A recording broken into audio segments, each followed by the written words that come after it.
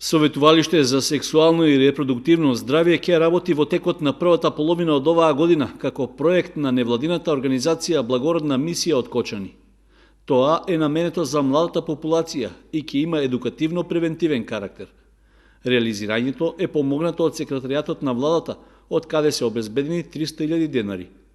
Партнери во спроведувањето на проектот се Општина Кочани, Центарот за јавно здравје и Сдруженијето Благородна мисија. Целта на овој проект се подигање на свеста кај младите. Проектот се вика Здрав совет за здраво потомство. Целна група се млади од 13 до 16 години.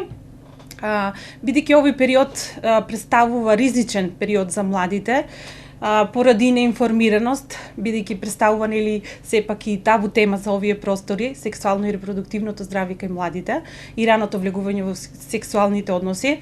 И младите ретко разговараат за оваа тема со родителите. Исто така, ваквите информации не можат многу да ги добијат и од училиштето.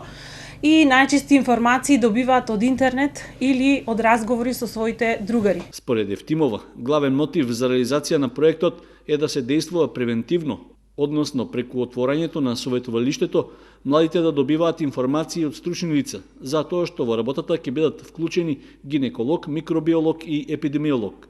Освен тоа, во тимот за стручно советување ќе има и социолог и психолог, а се планира да се реализираат и предавања во училиштата. Советувалиштето е отворено и може да го посетат младите, ќе се реализира во период од 6 месеци, односно до 30 јуни, каде што можат младите да го посетат советувалиштето секој ден во Центарот за јавно здравје, каде што таму ќе бидат одредени термини кога можат да дојдат и да разговараат со стручно лице.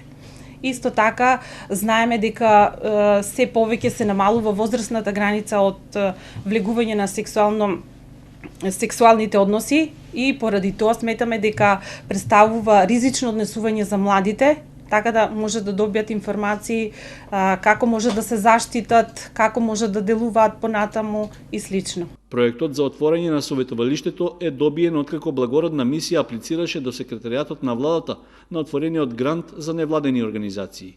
Активистите во Сдруженијето велат дека посебно се горди затоа што од 40 невладени организации, според квалитетот на поставените цели и начинот на реализација, нивниот проект бил оценет меѓу најдобрите, односно бил позициониран на 14-то место.